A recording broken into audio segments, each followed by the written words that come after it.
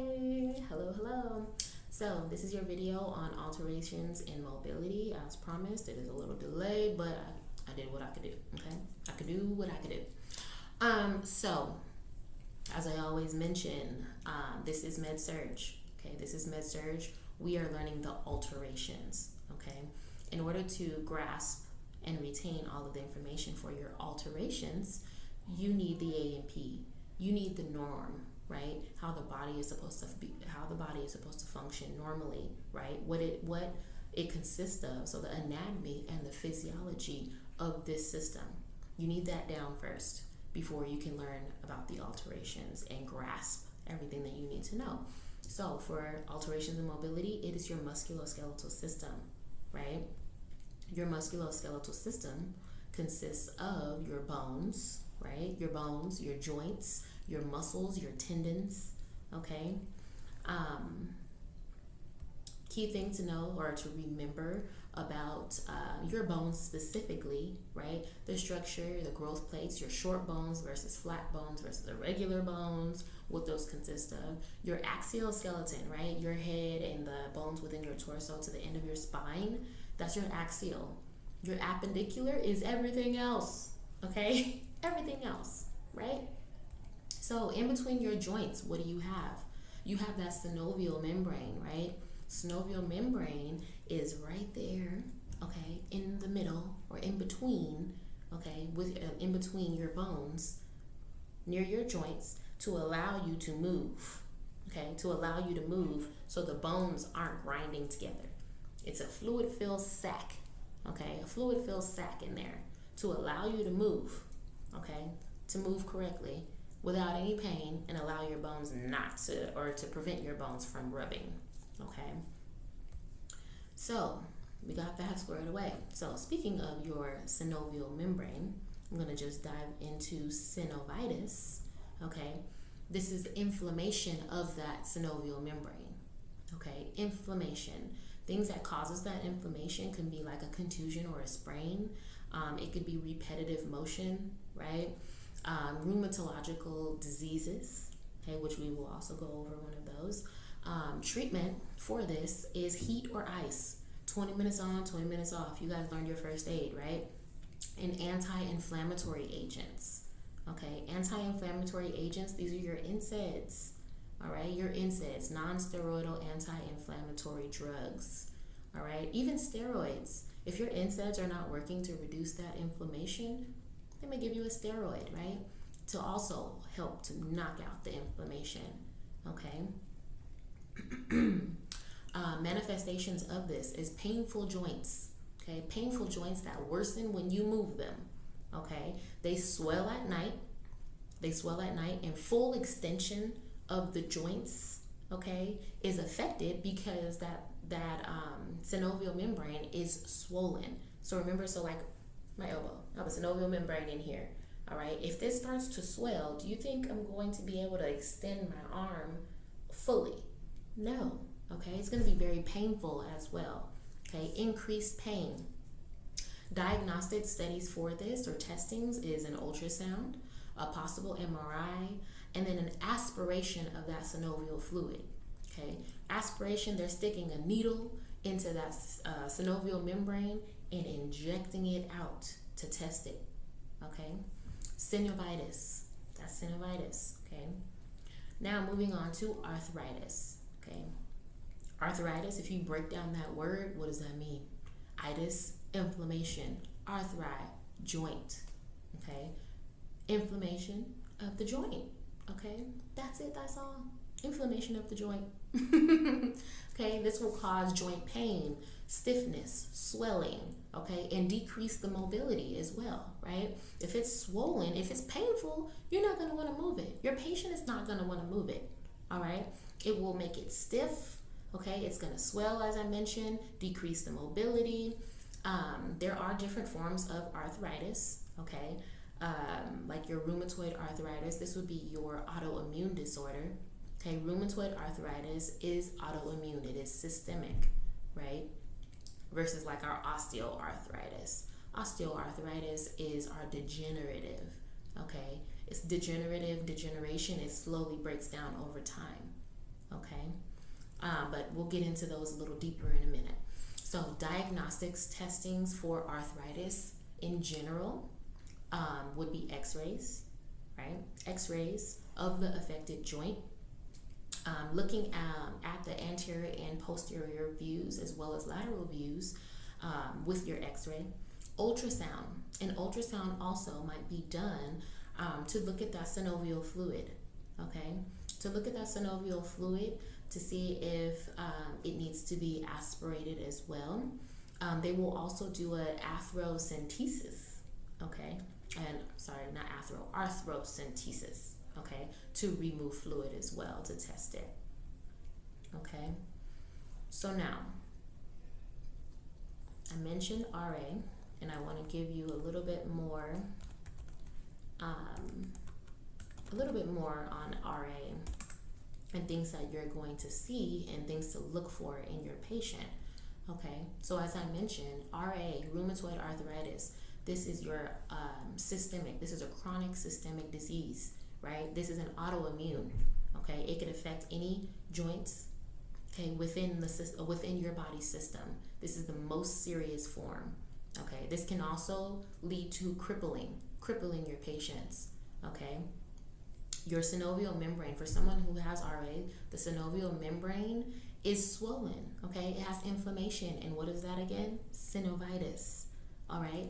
They're going to have stiffness, most common in the morning stiffness, joint pain, muscle weakness, also fatigue, okay?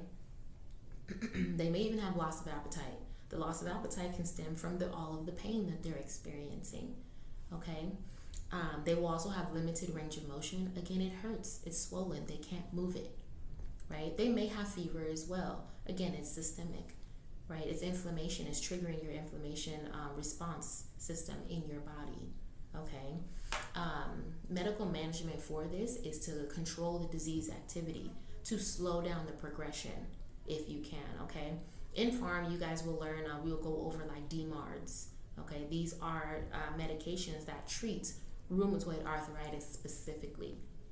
You can also give your patients, or your patients are also given if they have RA, they can be given NSAIDs as well as steroids, okay? But the main goal is to maintain joint mobility, but not while swollen, okay? Not while swollen, all right? Another thing that I want you guys to be aware of is the boutonniere deformity that occurs with RA. Their hands kind of do this thing. This is called boutonniere deformity, okay? It's something to look for. Now, in comparison, compare and contrast. We're on arthritis, talking about the different types, right? Let's go over osteoarthritis. This is the degenerative joint disease, okay? Degenerative, slowly breaks down over time. So RA, systemic, autoimmune. OA, degenerative, okay? Degenerative, it slowly breaks down over time, okay? It is not systemic. It is not autoimmune, all right? This can result from like wear and tear, okay? Wear and tear. It may only affect one side of the body, right? Not all up and through. No, it's not systemic. It could only affect one side of the body. That doesn't mean it can't affect the other side, but it's no guarantee, all right? The first signs of this usually for our patients that develop OA is a shortening in height, okay? OA usually attacks the joints of the hand, the joints of the knee, the joints of the hip, and then the cervical and lumbar part of the spine, all right? So that's where we get our older clients where they start shrinking, okay? They may have OA in their spine, all right? That's that's one of the first signs of OA, okay? But also, they're what you're gonna see. So the manifestations of OA, signs and symptoms, pain, stiffness, okay? It's pain and stiffness. Also frequently in the morning. If you think about it, they're kind of stiff anyway. So when you get up, it's harder to move. It hasn't been moved, and it's just been sitting there, okay? So kind of play it out. Think about it, right? Some things that you might see with this thing called Herbert's nodes and Bouchard's nodes. All right, these are these little round growths that grow, okay, on the hand joints, these little bends here.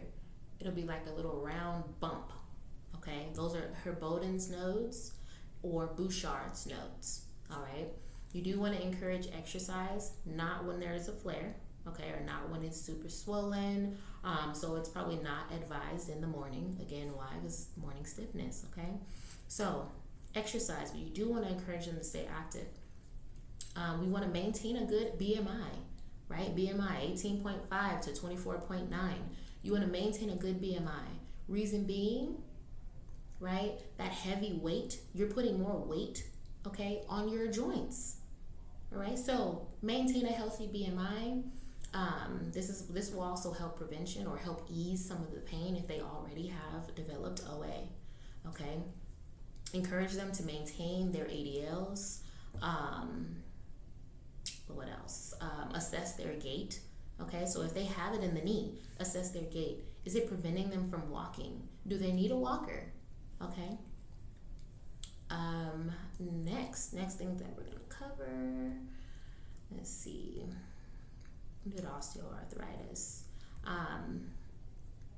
Environmental safety factors. Okay.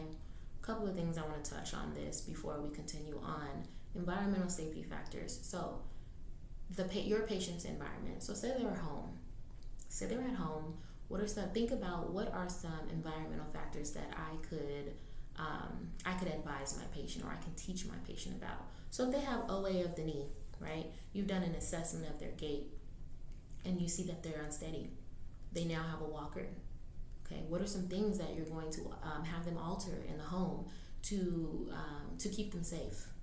Okay, we mentioned in class about like those rugs. Okay, getting rid of rugs, those runners and all of that stuff. Get rid of them. Clutter. Okay, get rid of the clutter.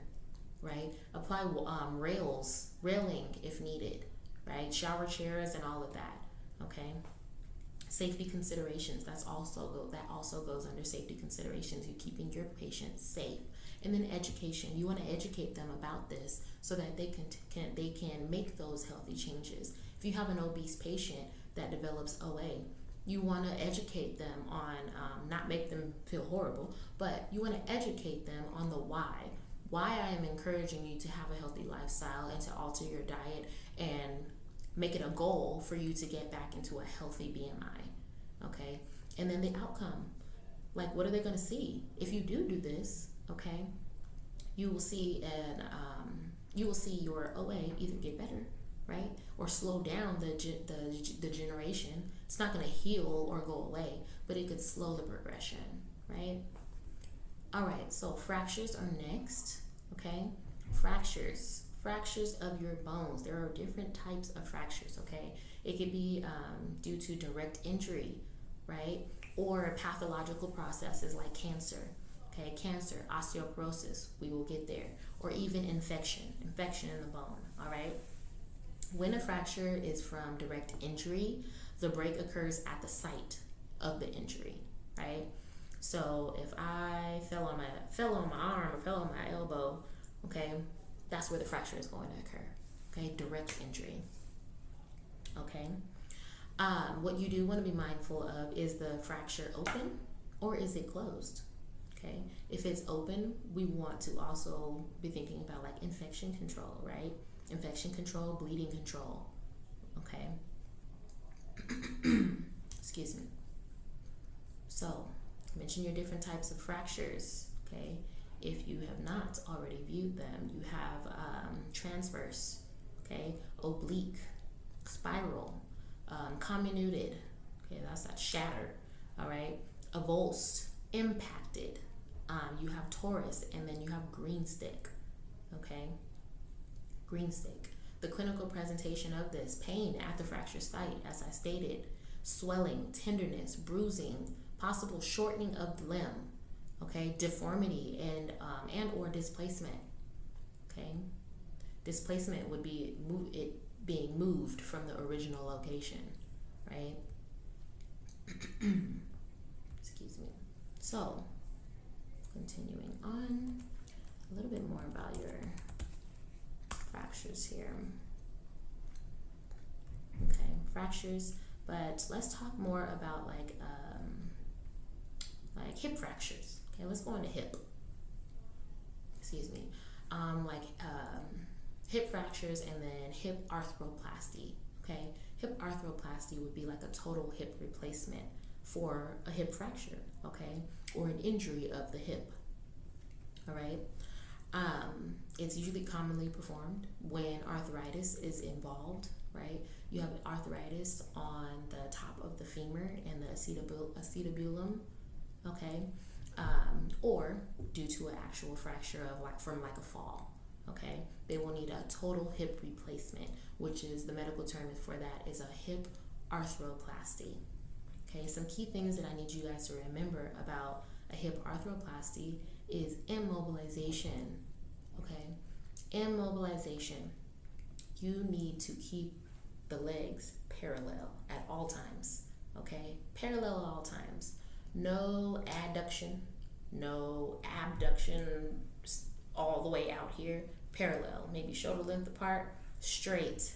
Okay, straight. Even the feet.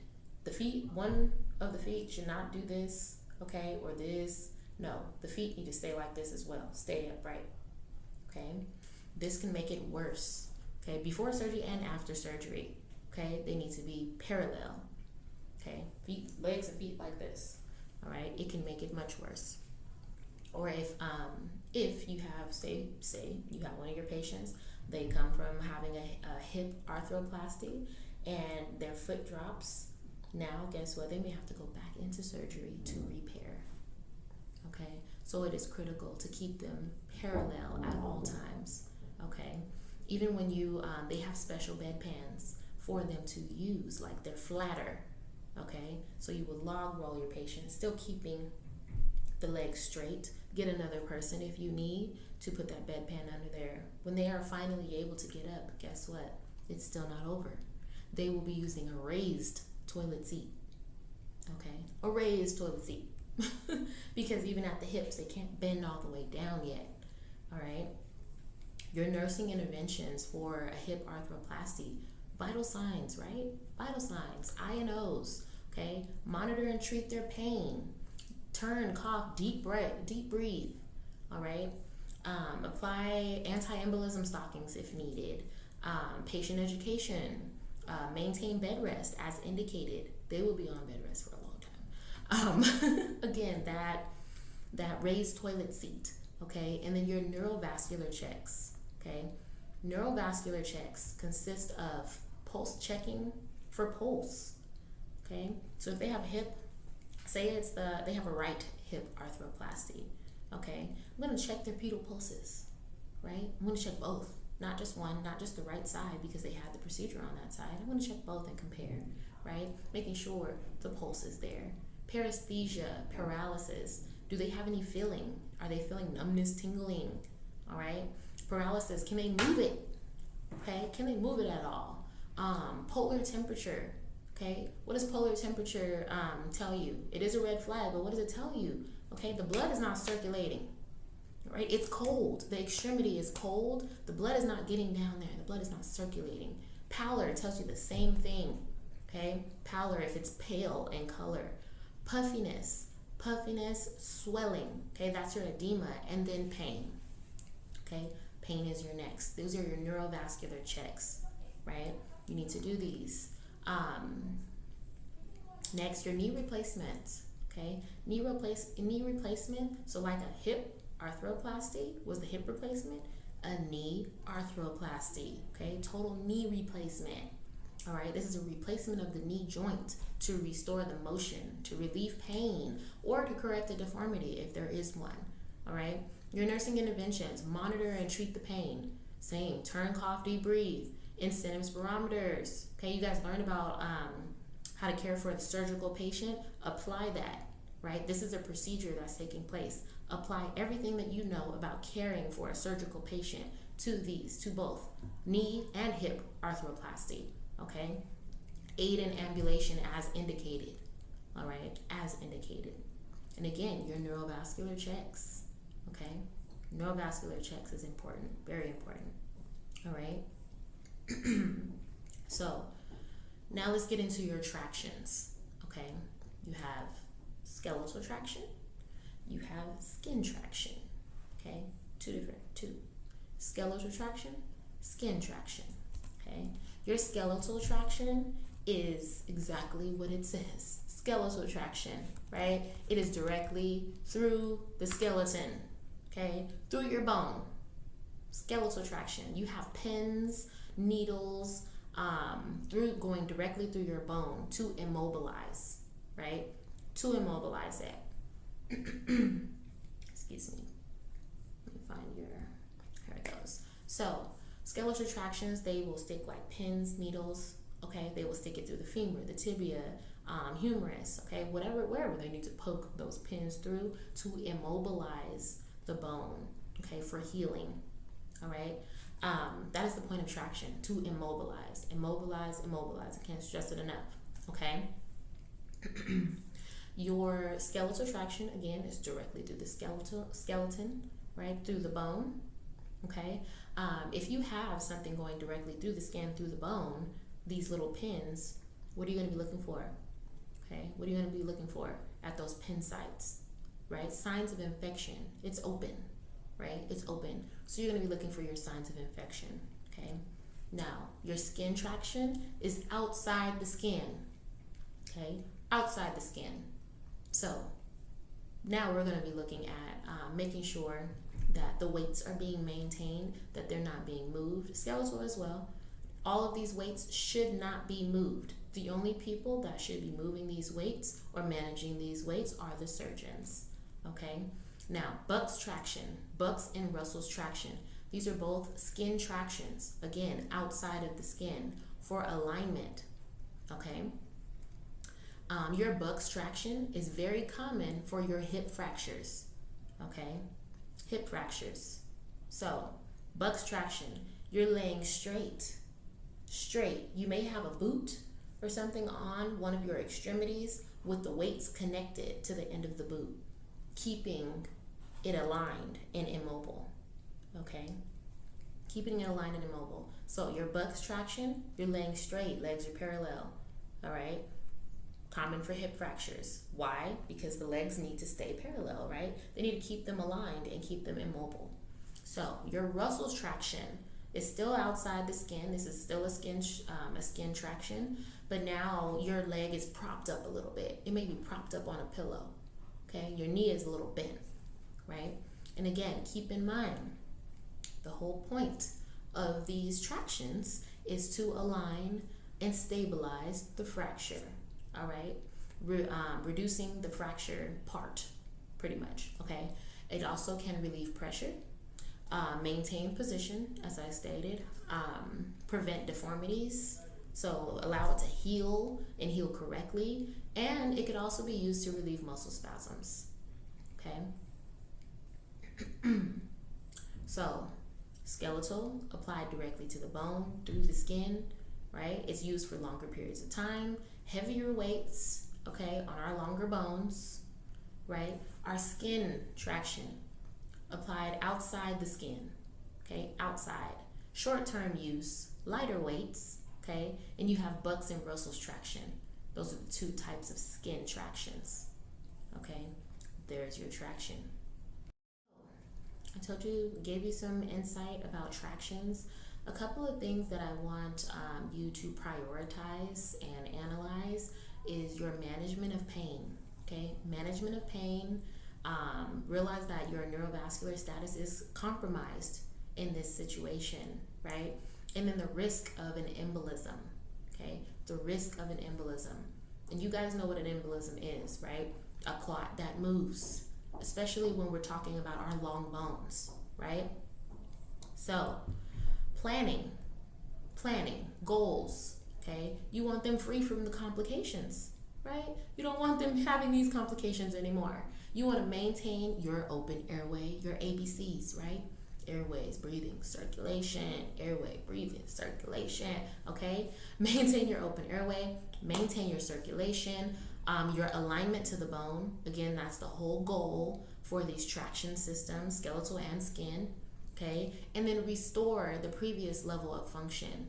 It may not go back to how it was originally, but if we can get it close to it, right? So now, if all of these things, these were our goals, right? Free from complication, airway, breathing, circulation, maintain an alignment, restore previous level of function. All of those were our goals, right? So what happens if you can't maintain circulation to the limb? What happens? The tissue starts to die, right? The tissue starts to die. Loss of limb is the extreme result, right? Loss of limb due to your circulation being compromised. That is a priority to concern. So you see why it's in there, ABCs, airway, breathing, circulation, all right? It is also a concern for compartment syndrome, all right? So let's talk about it. Let's talk about compartment syndrome, okay? Compartment syndrome is a pressure buildup in a small compartment in the body, okay? Compartment syndrome. I wish I could show you a picture. Anyways, you guys have my PowerPoints and stuff. You got some good pictures and stuff on there, all right? So, compartment syndrome, right? It is a pathologic condition. So it is due to something else, okay? Due to something else. You can't just, oh, I have compartment syndrome. No, it has to be caused by something else, right? It could be caused by an arterial vessel compression, right? A compression being pressed against, right? It could be a reduced blood supply to an extremity. So from like a tight cast or a dressing, right? It could lead to irreversible muscle ischemia, okay? And this can happen within 6 hours, okay? You have a small window, okay? It could lead to paralysis and sensory loss, all right, in the limb or wherever it's being experienced at that time, okay? So, what is it though? What is it? What is compartment syndrome, okay? Again, pressure buildup in a small compartment, right? Again, caused by arterial vessel compression or reduced blood supply to an extremity, okay? So I showed you guys that picture, the picture of the leg cut in half and looking down, right? And in one of those small compartments, there was pressure buildup, okay? So let's just say your patient had a cast, right? So pressure began to be built up in that small compartment. So if you remember the procedure that I talked about that they do, and I showed you guys were all squeamish about the video and the blood and all that stuff, right? Yeah, so what is the procedure called? A fasciotomy, right? A fasciotomy. They cut through the fascia to relieve the pressure, okay? Relieve the pressure. Now, what is the first sign? What is the very first sign that's going to tell you that your patient is experiencing compartment syndrome? Unrelieved pain, okay? Unrelieved pain. Unrelieved pain that you tried to give them medication, you've tried your least invasive measures to relieve their pain, and it still won't go away, okay? That's my major flag right there. Major flag and major sign that they could be experiencing compartment syndrome, okay?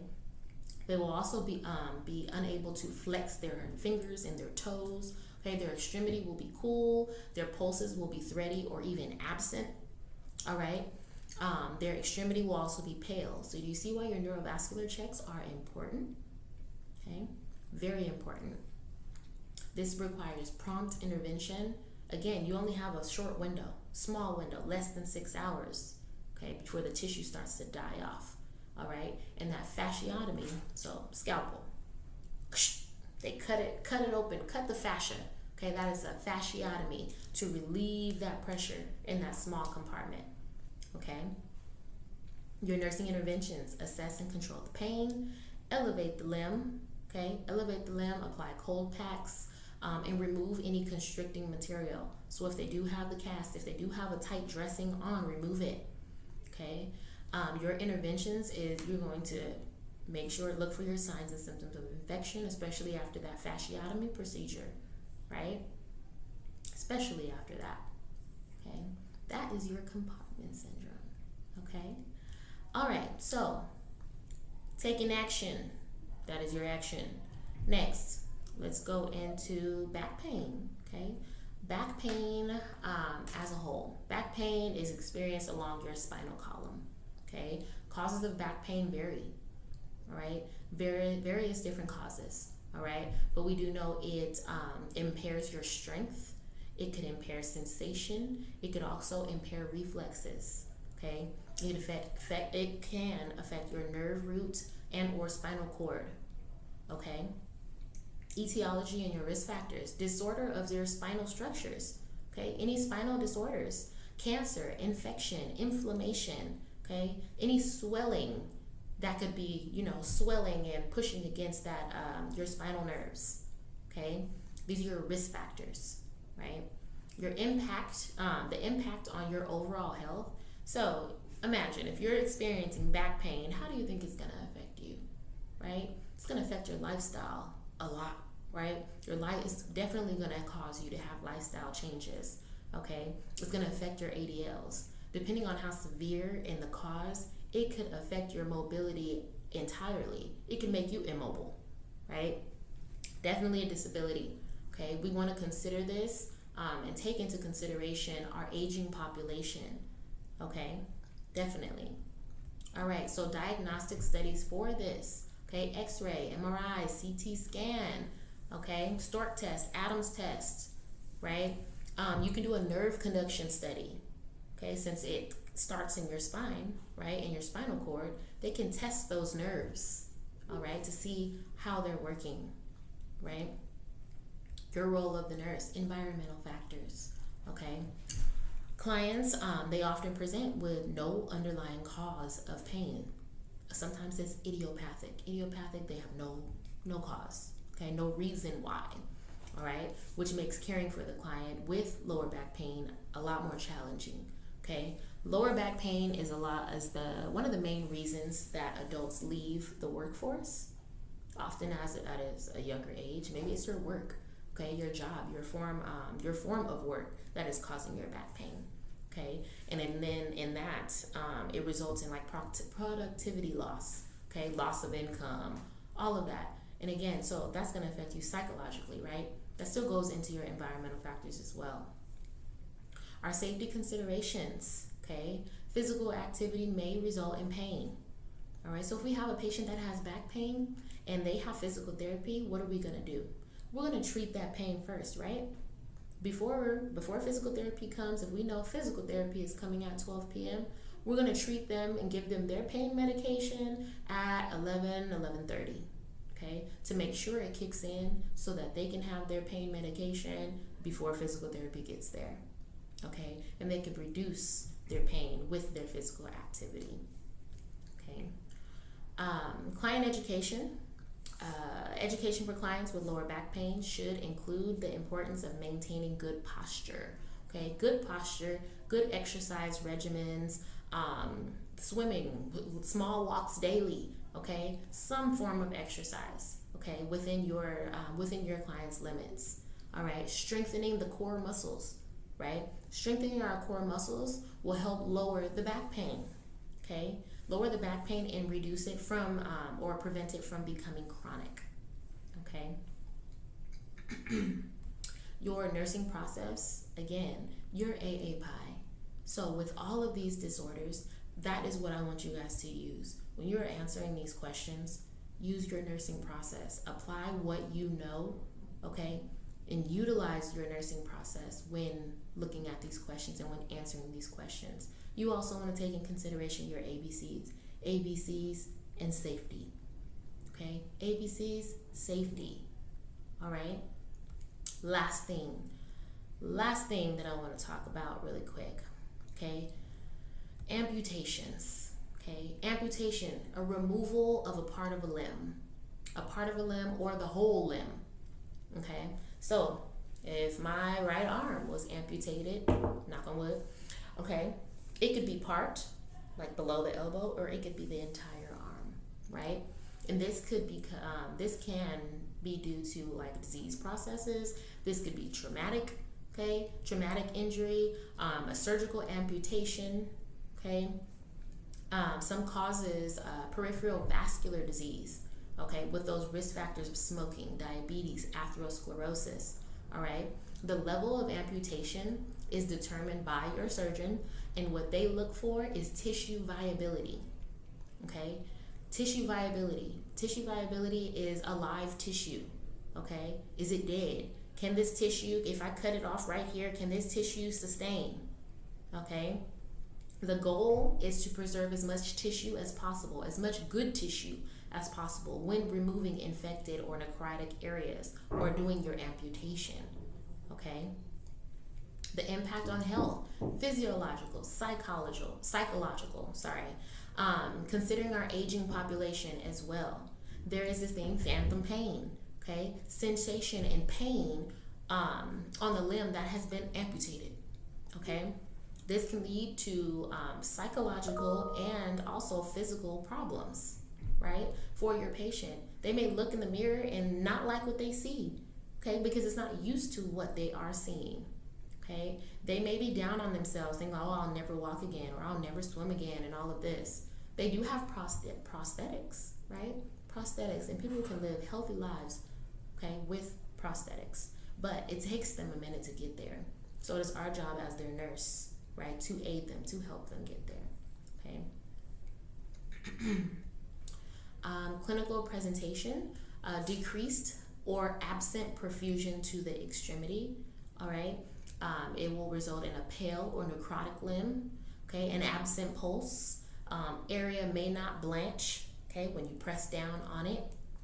Foul odor of the infection or gangrene. This is common with our diabetic patients, right? We went over briefly of how diabetes affects like our wound healing, right? When we talked about alterations in tissue integrity, okay?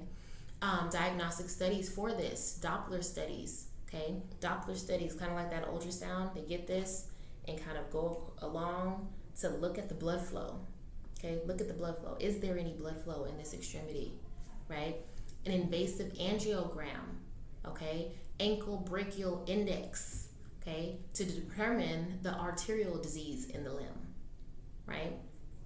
Those are your clinical presentations. Those are your also your diagnostic studies. Okay, now your role, okay, your role in the nurse your role as the nurse, Lord. Environmental factors. After the amputation, clients may require some adjustments to returning to normal life, and it is our job to help them, right? Help them to adjust. Okay, safety considerations. You will be working with other members of the care team, other multidisciplinary teams that will be involved, orthopedics, okay? DME companies to get their prosthetics, all right? Excuse me. During surgery, you will also be working with the surgeon for a certain amount of time because they just performed this amputation, right? Client education. The nurse's role in caring for the client undergoing an amputation is to provide education, as I stated, maintain mobility in the residual limb, maintain a compression dressing on the residual limb, and manage their pain, okay? Manage their pain. They will be in a lot of pain, okay? All right. That is pretty much it, you guys. I would definitely look over the case studies within your PowerPoint slides. Review those case studies, practice those case studies, okay? You can watch this video as many times as you need. And I hope this helps, okay? I hope this helps. Have a great day. Bye.